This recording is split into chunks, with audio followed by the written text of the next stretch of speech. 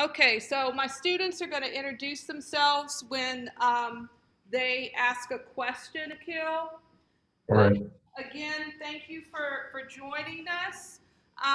You graduated what year? 2019. 2019. So recently, and you're doing your thing. That's Yeah. awesome. But you know I'm a big fan anyway, so that's why you're here today. All right. So we're gonna go ahead and start. First question. Hi, I'm Dave. I'm a sophomore Afro-AM major. My first question would be, what's the story behind your podcast name? Can you repeat your name again? Sorry. Jave. Sorry, I had to hear. Jave. Okay, all right.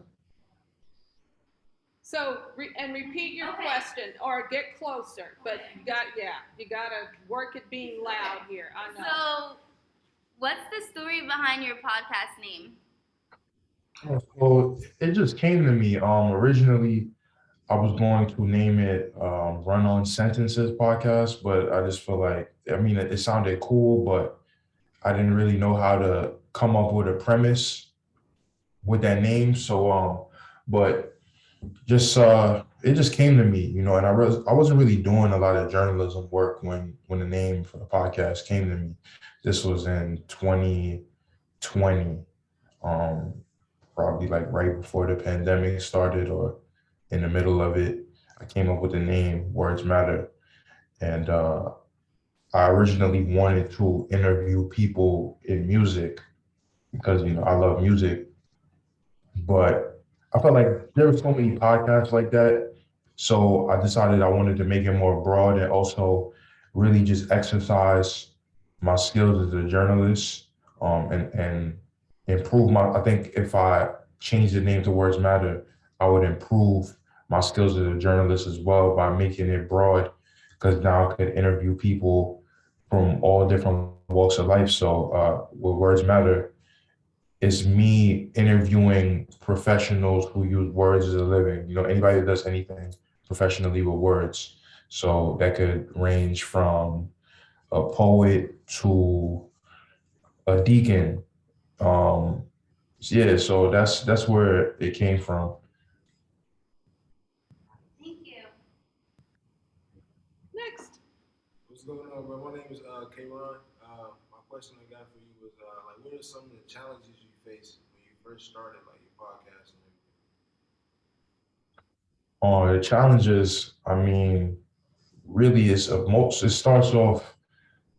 The challenges start off internally, just mentally, like you having the confidence. Some people just naturally have that confidence. They just do everything that they say they're gonna do. And I started to become like that. I started to become that kind of person. But also financial challenges, of course, because equipment is expensive. And me, if I'm gonna do something, I want to do it right. I want to do it the best way I could do it, possibly with the best equipment. And that's not always a reality when you first start out with things. But I realized that people like to see growth. So the quality, I would like to say that I would like to think that the quality of my episodes improve every episode that I put out. And you just got to realize that you might not have everything when you start off, but you will improve. But I would say it definitely just self doubt is a challenge for sure. Money, not having the money is a challenge. Not feeling like you have people that are on the same page as you to bring along on the team is a challenge. And also, just getting older, people want to get compensated for their work. So a lot of times you might start something as a teenager and everybody's on board because everybody's doing it for free. It's not like you can pay anybody, and they know that you can't pay them. But you get into your 20s, past 25, past college, people want to be compensated for their work. So you have that in your mind, like how am I going to be able to pay all these people that are doing this work for me? Thank you. Next. Hi, I'm Bertova. I'm a junior sociology and Afro-Am major. And my question for you is, what are some variables that influence what pushed you to start the podcast? You said what are some variables? Yeah, what are some variables that influence your career choice? Could you explain a little more? What pushed you to start the podcast? Oh, what pushed me to start the podcast was just being influenced by podcasting. I've been listening to podcasts for really like 10 years, almost 10 years, when it was kind of just known as a very niche, nerdy white thing. You know, a lot of people that are into hip hop like me and into sports and fashion weren't really into podcasts. Uh, but you know, I'm a nerd. You know, I like cool things, but I'm really a nerd. So I gravitated to podcasts, and I'm an information junkie. So just being able to listen to a podcast where, you know, growing up listening to radio, you have interviews with these artists on the radio, and the interviews chopped up so much, and you only hear them speaking after and before and after a commercial break. But with a podcast, it's a hour to hour and a half long interview, and that person is telling you everything about their life from the moment that they were born or from their oldest memories to recent times. So, you know, just knowing about that and knowing about the stories and the context behind the music, behind the art of a person's life, that's definitely what influenced me to do podcasting, and just me being just naturally the information junkie that I am. Then going to school for journalism and knowing that that's a world where podcasting is embraced, and there are journalists who have podcasts, because it's, you know, if you have a question-based podcast, you're asking people questions, and you know that's a part of journalism. So that definitely influenced me and encouraged me to pursue podcasting. Thank you. You're welcome. I'm Matt. I'm a senior journalism major here, and I was wondering, there's a lot of podcasts out there. So how do you differentiate yours from others? How do I what? How do you like set yours apart, your podcast apart from others, since there's so many podcasts out there? Yeah, I mean that's something I used to think about all the time, like especially when I had my initial plan of the podcast. I'm not just gonna interview. There were so many podcasts that I listened to where people were interviewing rappers, interviewing musicians, and I said I wanted to do a podcast like that. But then I said, nah, like I'm just gonna, you know, get lost in the sauce with all the other podcasts. So I decided to make it more broad, like I said earlier, and I feel like that's how I separated myself, how I will continue to separate myself, just showing the range of the things that I can be knowledgeable about when it comes to asking questions, and just interested in giving people from so many different walks of life within just the world of words. I think that's what my podcast is for, and I think that's how I'll separate myself. Yeah,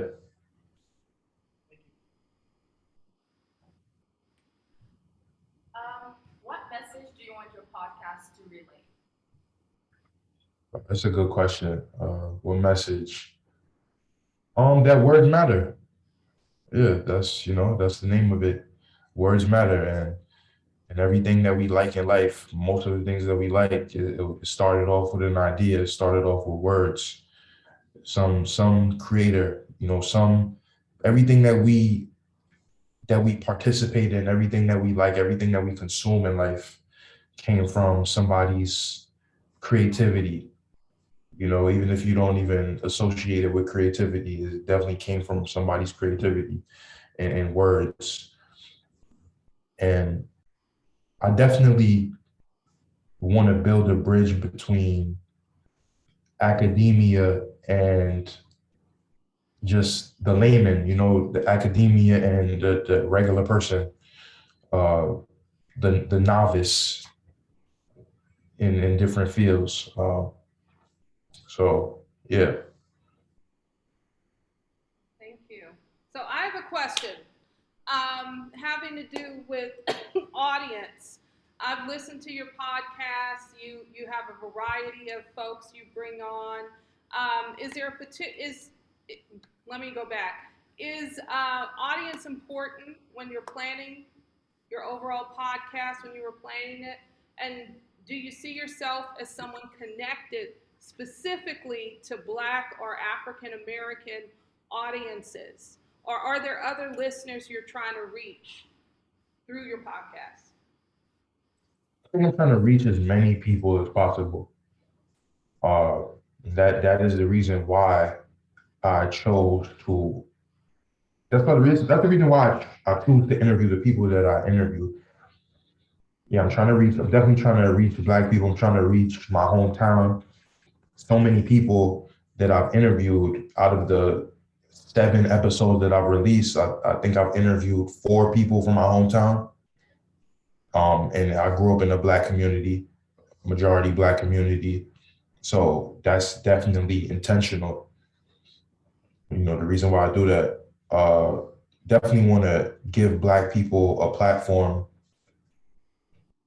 but Black people of so many different walks of life, because we aren't a monolith. We can do so many different things. We love so many different things. We have so many different talents.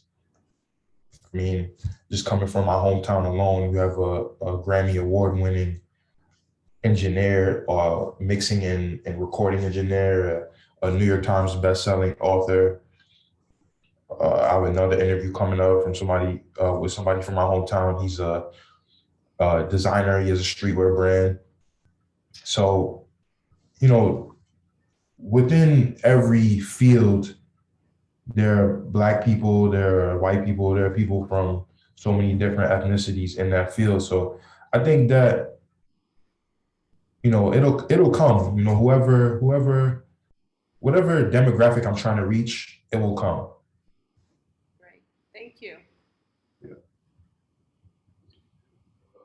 My question for you again is, how do you choose your guests? But you kind of start talking about that. But how do you choose your guests? And can you name some of these guests? I know you talked about them in general, and I posted some of them. But yeah, how do you choose your guests? K-Ron's asking. Yeah, I try to. I look at it like this. I see your work.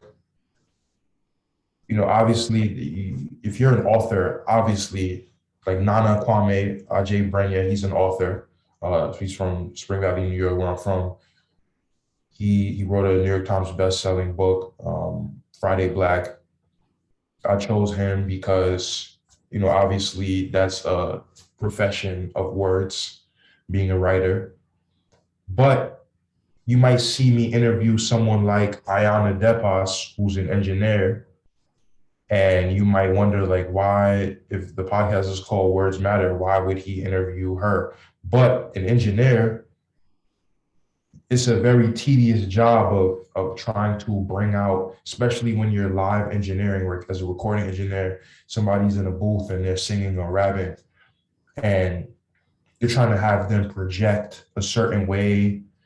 You're trying to tell them, say this like this, say it like that. You're manipulating sounds and voices with the different functions on whatever audio interface or software that you're using. So I try to be creative with how I pick guests, but all just try to make it people who do something professionally, creatively with words. And Ayana DePas, she works with someone, her. Yes, her Grammy Award-winning R&B artist, you know, superstar, her. So yeah. Nice. What are some advantages of podcasting over like traditional print journalism? I like that question. I think that, I mean, I love print journalism. I still read articles all the time. But I think that, you know, you want to reach people that aren't just, a lot of times in different fields, there's a certain kind of elitism with just the traditional way of doing things.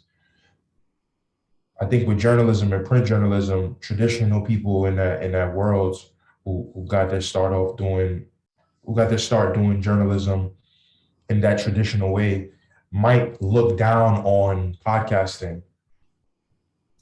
I remember when I worked at WGBY and I said that I wanted to start a podcast, and I saw one of the people that worked there. They had a face like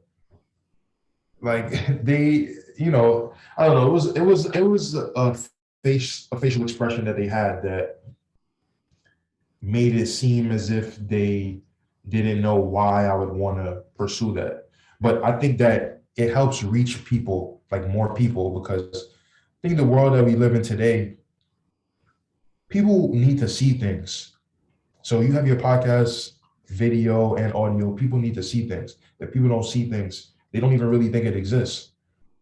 So I think that's the advantage that podcasting has over print journalism. And you can, with you using your voice and interviewing people, you can also, still within the lines of being a credible and respectful journalist and a journalist with integrity, you can still incorporate a little bit of your personality in podcasting with, um, humor, saying a little joke. That helps because you definitely gotta, it's still a show. So you definitely should be entertaining as well as well as being educational. Thank you.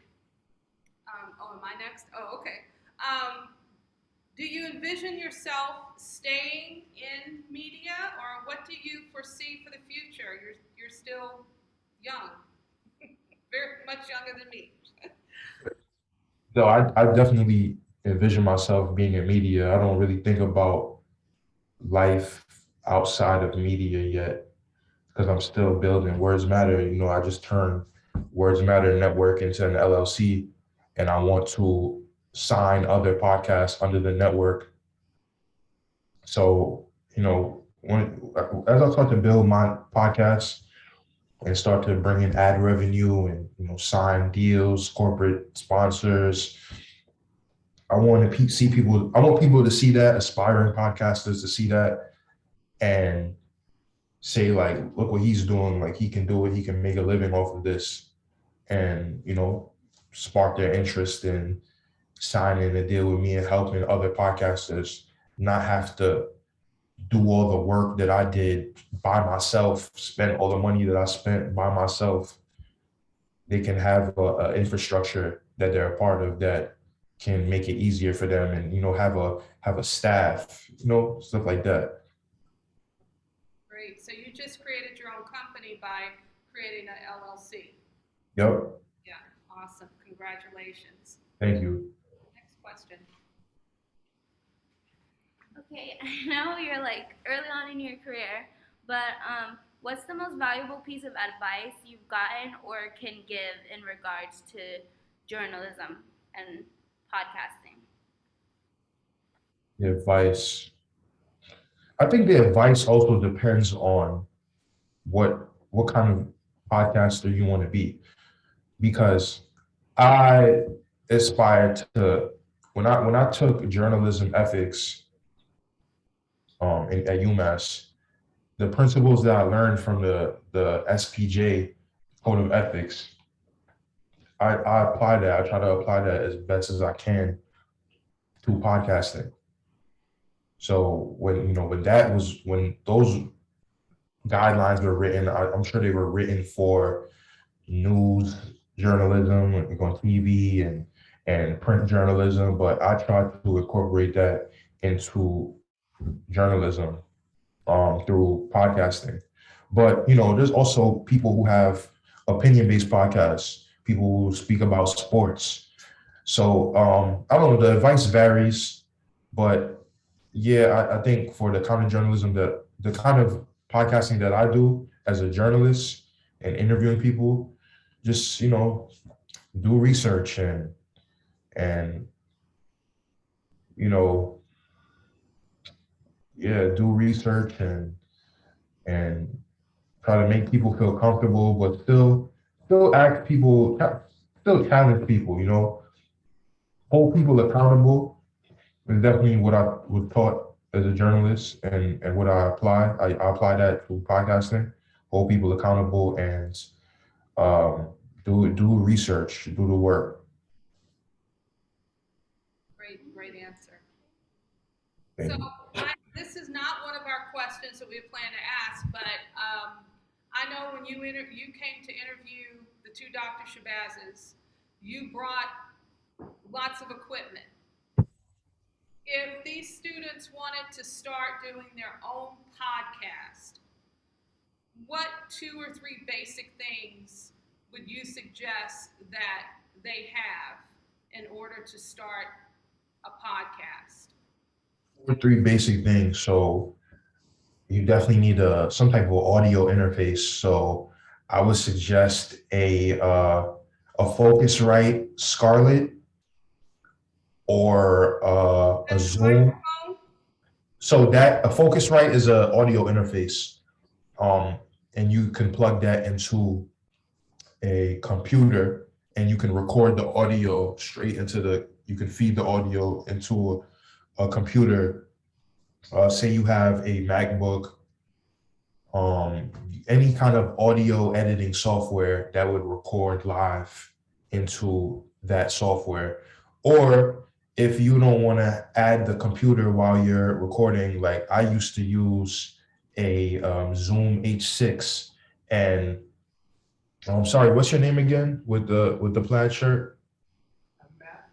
Matt, as a journalist, Zoom H6 is something that journalists use as well when if you see like a sports post game or That's a field mic, right? yes, it's a field mic. Yes, it's a field mic.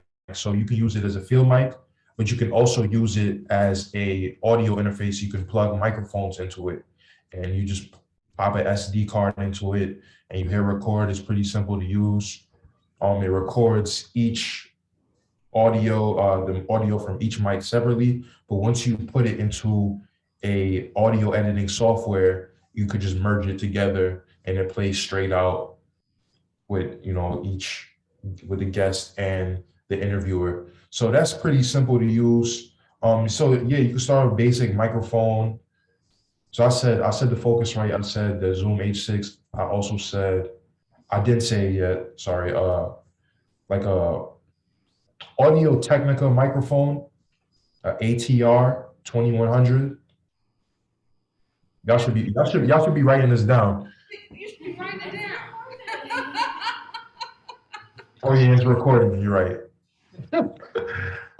Yeah. So yeah, those are and some headphones, basic headphones. Some basic headphones, something, but not like some fancy headphones. Just some basic headphones that are kind of flat, so certain things aren't overpowering each other. And that's it. Yeah, that's it. And when you first started, what did you use to edit your podcast? I still use what's it called? I'm drawing a blank. On sorry, GarageBand? GarageBand. Yeah, I still use GarageBand. You use GarageBand, which Yeah. there's a workshop tomorrow at UMass online. Go ahead. Sorry, I digress. Yes, you use GarageBand. Yeah, I use GarageBand, and I use also to clean up a lot of ambient sounds, or not ambient sounds. Sorry, ancillary sounds rather.